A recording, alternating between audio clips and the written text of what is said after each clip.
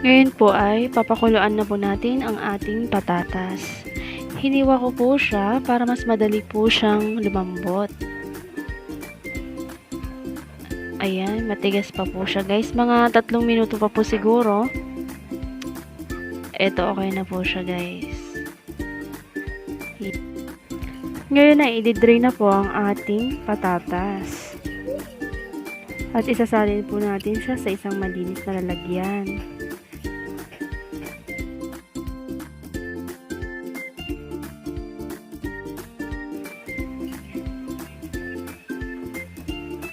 Ayan. Mas lang po natin siya guys. Ayan. Pag nakikita na po natin okay na po siya, maglagay na po tayo ng 3 kutsarang asukal. Instead po na asin, asukal po yung nalagay natin para po mag-combine po yung kanyang lasa.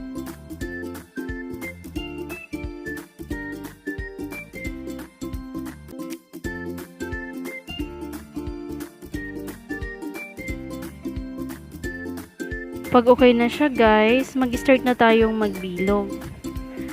Mas maganda po dito kung mayroon po kayong pang-scoop para po magpantay-pantay po yung kanyang laki.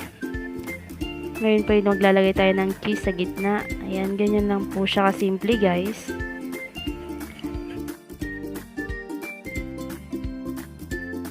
Ngayon ipapagulong natin siya sa itlog. Then ididip po natin sa ating breadcrumbs. Same procedure kanina guys, ginawa ko sa una, ganyan lang din. Magpainit na tayo ng kawali guys. Ayan, mag-start na po tayo magprito. Pag po mainit na po yung ating mantika, is hinaan po natin yung apoy para hindi po siya masunog.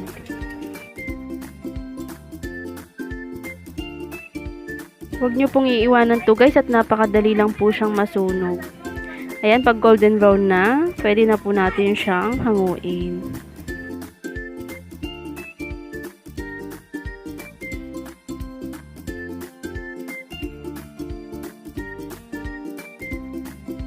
Ayan, iprito lang po natin siya lahat hanggang sa matapos po natin.